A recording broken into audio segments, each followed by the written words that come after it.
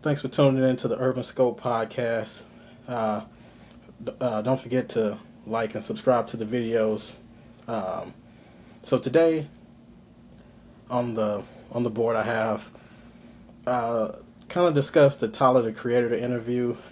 He kind of discussed his love for music and hip hop and how he got started in the game and how he pretty much like his distaste for today's generation as it regards to music and how the climate has changed. So he kind of talked about how much parody there is in hip hop now. Back, I guess, when he first started listening to music, you had an Eminem, you had a uh, Dr. Dre, you had you had your conscious rappers like Common and Mos Def.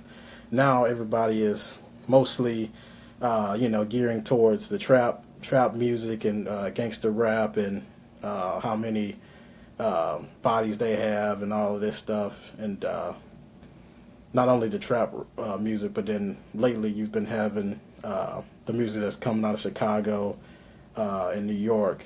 The escapes me right now, but the drill music. So you have that. So everybody's kind of either your drill or your trap or your gangster rap. But there's not a lot of conscious rap anymore. I mean, the more conscious rappers are the older rappers that are kind of, in their 40s and 50s now, even their early, later 30s. So there's not much, there's too much parody in hip hop now. And he kind of talked about how he got into rap because he fell in love with the stories. And, the stories kind of, that brought me to hip hop as well. Just hearing about stories that might not be real, but they could be real. Like listen to a Common, Lupe, even a Mos Def. Even though I grew up in Memphis around a bunch of, it was mostly a gangster rap scene, but I always had a love for the conscious rap or, the more, the fundamental rap. My older brother Gary used to always listen to, we was in Memphis, but he was listening to Nas and listening to Jay-Z, and that's where I kind of, Nas is my favorite rapper, so that's where listening to his Illmatic is when, or maybe it was written, but I'm pretty sure it was Illmatic, where I was, started getting into rap and, just starting to learn more about music. And I know Common said the same thing back in probably '05 when he put out the B album. He talked about his distaste for rap as well, just because, everybody was talking about their drug dealers and everybody was talking about how much dope they had and how many guns they had, and that kind of evolved to now everybody's talking about the drugs they're on opposed to the drugs they're selling. I mean, there's still people that's talking about the drugs they sell and stuff like that, but mostly it's geared towards the addiction now instead of people selling and people talking about how many drugs they got rid of. So I thought that was kind of interesting to see where rap has gone today because it kind of evolved to the newer generation, which everything evolves. So it's kind of that thing of every generation is going to be like, well, my generation had it better than yours because we didn't have to do this or we didn't have to do that. But I think there's a value in everything, whether it's old or newer. There's definitely value to what these artists bring. But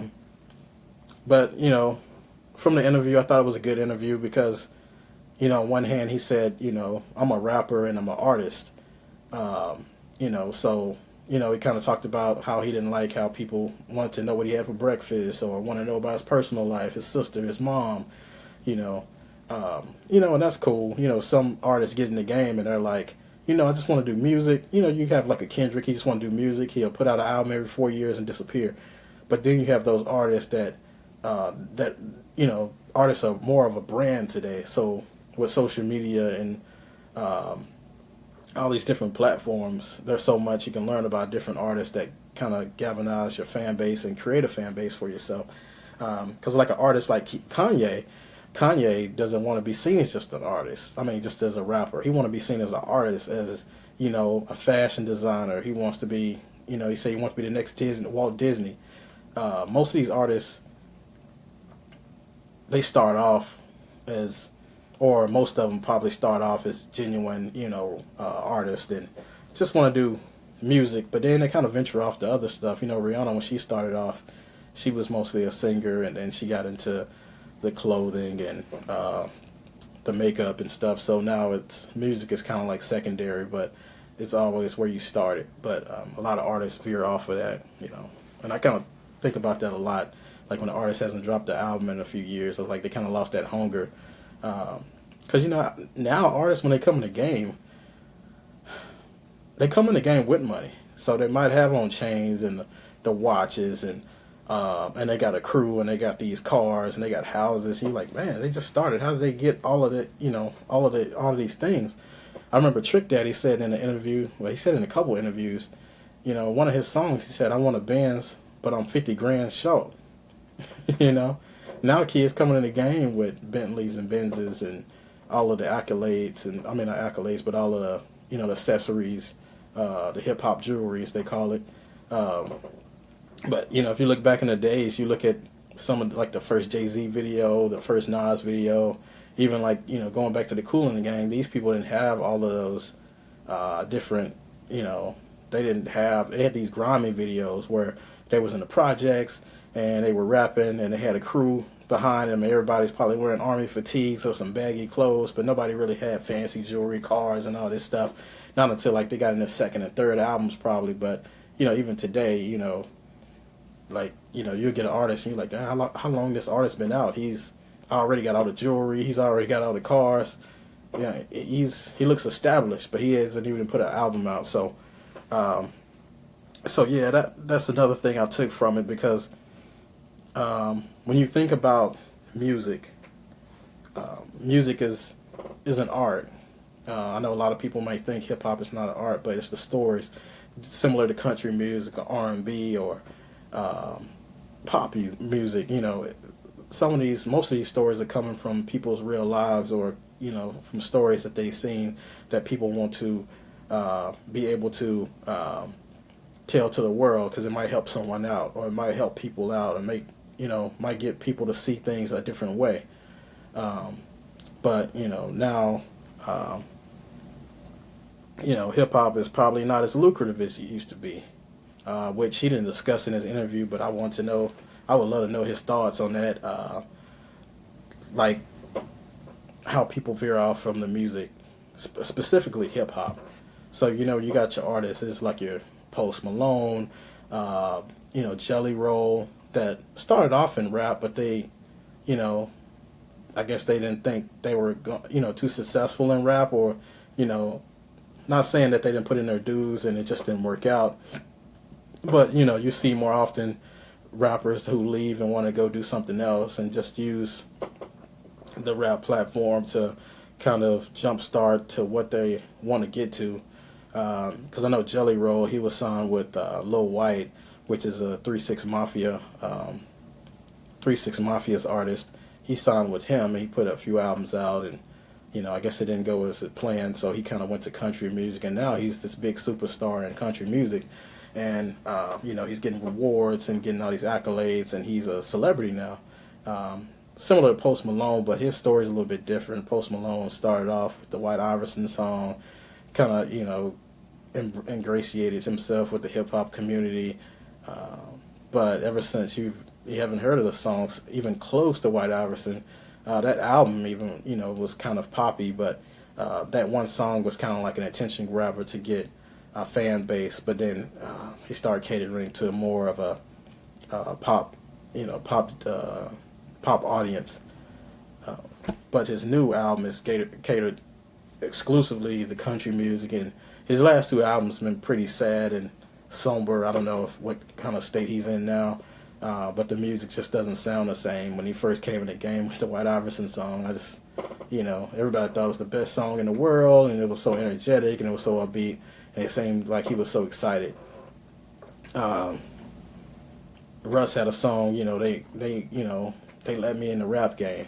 He's still in the rap game, and he seemed like he hasn't lost his hunger. He has a cult-like following, and he's not a A-lister, but he stayed to the grind and didn't really veer off from the path that he was on. Oh, excuse me. Um, I just think with the interview that he put out, it put a lot of things in perspective of how a lot of the older artists kind of feel. And he's kind of in that middle range. He's not an older artist, but he's not a newer artist either. So he's kind of in that range where, he can see it from both sides of the coin. I don't think anything that he said was wrong. I just think that that sometimes we have to look at evolution and see that everything won't stay the same. For better or worse, it won't stay the same. So, in some aspects, you can look back on the past and say this was the golden era. But, when the younger kids come up, they're going to look at the next generation and say, wow, we were the golden era. Which, I mean, it's all about perspective, and usually whatever era you were in, you're going to think that era was the best. Me personally, I grew up in the late 80s, but I still think the whole 90s had the best music, even television and movies and all that type of stuff. Even the economy and everything was better back then. But, life moves on and things evolve, so there's room for new things. But like I said, there's a lot of parody even in movies now with people making sequels to movies that came out 20, 30 years ago. It's not going to be the same. Most of the cast members are not alive or not even doing movies anymore. So, of course, it's going to be a lot different. So, nobody wants to see a sequel of a movie that you liked, and it's not going to be the same if it doesn't come out within the next 5 or 10 years. Well, really, the next 5 years after it came out. Music is kind of one and the same. Once you leave the game for so long, I mean, your fan base kind of evolve, and they get families, and they kind of, you kind of lose that base that you have. So you have to kind of either get that base back or create a new one, which, some artists try to create a new sound. I know Nelly kind of went to country music, and, most of his fan base was, in their 40s and 50s now. So the same thing. Of course, he can't rap about the same thing that he used to. It'll be a little bit different, but, like I said, evolution happens and people grow and people have to adjust. The biggest key to survival is adaptation. So if you can adapt, you can survive. All right. Well, this is all I have for today. Peace.